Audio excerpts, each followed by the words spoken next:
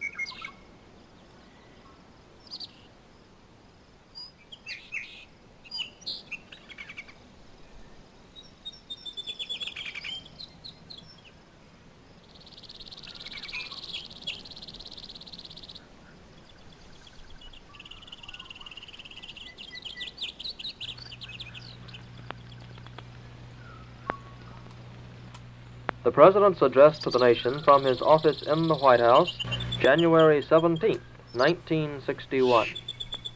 January 17, 1961. Good evening, my fellow Americans. First, I should like to express my gratitude to the radio and television networks for the opportunities they have given me over the years to bring reports and messages to our nation. My special thanks go to them for the opportunity of addressing you this evening. 3 days from now, after half a century in the service of our country, I shall lay down the responsibilities of office as, in traditional and solemn ceremony, the authority of the presidency is vested in my successor. This evening, I come to you with a message of leave-taking and farewell, and to share a few final thoughts with you, my countrymen. Like every other citizen, I wish the new president and all who will labor with him Godspeed. I pray that the coming years will be blessed with peace and prosperity for all. Our people expect their president and the Congress to find essential agreement on issues of great moment, the wise resolution of which will better shape the future of the nation. My own relations with the Congress, which began on a remote and tenuous basis when, long ago, a member of the Senate appointed me to West Point, have since ranged to the intimate during the war and immediate post-war period, and finally to the mutually interdependent during these past 8 years. In this final relationship, the Congress and the administration have, on most vital issues, cooperated well. To serve the nation good, rather than mere partisanship, and so have assured that the business of the nation should go forward. So my official relationship with the Congress ends in a feeling, on my part, of gratitude that we have been able to do so much together. We now stand 10 years past the midpoint of a century that has witnessed 4 major wars among great nations. 3 of these involved our own country. Despite these holocausts, America is today the strongest, the most influential, and most productive nation in the world. America is today the strongest, the most influential, and most productive nation in the world. Understandably proud of this preeminence, we yet realize that America's leadership and prestige depend not merely upon our unmatched material progress, riches, and military strength, but on how we use our power in the interest of world peace and human betterment. Throughout America's adventure in free government, our basic purposes have been to keep the peace, to foster progress in human achievement, and to enhance liberty, dignity, and integrity among peoples and among nations. To strive for less would be unworthy of a free and religious people.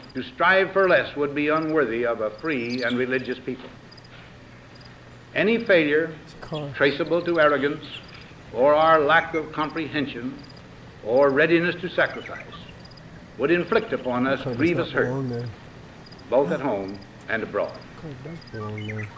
Progress toward these noble goals is persistently threatened by the conflict now engulfing the world. It commands our whole attention, absorbs our very being. We face a hostile ideology, global in scope, atheistic in character, ruthless in purpose, and insidious in method. Unhappily, the danger it poses promises to be of indefinite duration. To meet it successfully, there is call for not so much the emotional and transitory sacrifices of crisis, but rather those which enable us to carry forward steadily, surely, and without complaint, the burdens of a prolonged and complex struggle with liberty, the state. Only thus shall we remain, despite every provocation, on our charted course toward permanent peace and human betterment. Crises there will continue to be. In meeting them, whether foreign or domestic, great or small, there is a recurring temptation to feel that some spectacular and costly action could become the miraculous solution to all current difficulties. A huge increase in newer elements of our defenses, development of unrealistic programs to cure every ill in agriculture, a dramatic expansion in basic and applied research. These and many other possibilities, each possibly promising in itself, may be suggested as the only way to the road we wish to travel. But each proposal must be weighed in the light of a broader consideration, the need to maintain balance in and among national programs. Balance between the private and the public economy. Balance between the cost and hoped for advantages. Balance between the cost and hoped for advantages. Balance between the clearly necessary and the comfortably desirable. Balance between the clearly necessary and the comfortably desirable. Balance between our essential requirements as a nation and the duties imposed by the nation upon the individual. Balance between actions of the moment and the national welfare of the future. Balance between actions of the moment and the national welfare of the future. Good judgment seeks balance and progress. Lack of it eventually finds imbalance and frustration. The record of many decades stands as proof that our people and their government have, in the main, understood these truths and have responded to them well in the face of threat and stress. But threats, new in kind or degree, constantly arise. Of these I mention two only. A vital element in keeping the peace is our military establishment. Our arms must be mighty, ready for instant action, so that no potential aggressor may be tempted to risk his own destruction. Our military organization today bears little relation to that known of any of my predecessors in peacetime, or indeed by the fighting men of World War II or Korea. Until the latest of our world conflicts, the United States had no armaments industry. American makers of plowshares could, with time and as required, make swords as well. But we can no longer risk emergency improvisation of national defense. We have been compelled to create a permanent armaments industry of vast proportions. Added to this, 3.5 million men and women are directly engaged in the defense establishment. We annually spend on military security alone more than the net income of all United States corporations. Now, this conjunction of an immense military establishment and a large arms industry is new in the American experience. The total influence, economic, political, even spiritual, is felt in every city, every state house, every office of the federal government. We recognize the imperative need for this development, yet we must not fail to comprehend its grave implications. Our toil, resources, and livelihood are all involved. So is the very structure of our society. In the councils of government, we must guard against the acquisition of unwarranted influence, whether sought or unsought, by the military-industrial complex. The potential for the disastrous rise of misplaced power exists and will persist. We must never let the weight of this combination endanger our liberties or democratic processes. We should take nothing for granted. Only an alert and knowledgeable citizenry can compel the proper meshing of the huge industrial and military machinery of defense with our peaceful methods and goals, so that security and liberty may prosper together. Akin to and largely responsible for the sweeping changes in our industrial military posture has been the technological revolution during recent decades. In this revolution, research has become central. It also becomes more formalized, complex, and costly. A steadily increasing share is conducted for, by, or at the direction of the federal government. Today, the solitary inventor, tinkering in his shop, has been overshadowed by task forces of scientists in laboratories and testing fields. In the same fashion, the free university, historically the fountainhead of free ideas and scientific discovery, has experienced a revolution in the conduct of research. Partly because of the huge costs involved, a government contract becomes virtually a substitute for intellectual curiosity. For every old blackboard, there are now hundreds of new electronic computers. The prospect of domination of the nation's scholars by federal employment, project allocations, and the power of money is ever present and is gravely to be regarded. Yet in holding scientific research and discovery in respect, as we should, we must also be alert to the equal and opposite danger that public policy could itself become the captive of a scientific, technological elite. It is the task of statesmanship to mold, to balance, and to integrate these and other forces, new and old, within the principles of our democratic system, ever aiming toward the supreme goals of our free society. Another factor in maintaining balance involves the element of time. As we peer into society's future, we, you and I, and our government must avoid the impulse to live only for today, plundering for our own ease and convenience the precious resources of tomorrow. We cannot mortgage the material assets of our grandchildren without risking the loss also of their political and spiritual heritage. We want democracy to survive for all generations to come, not to become the insolvent phantom of tomorrow.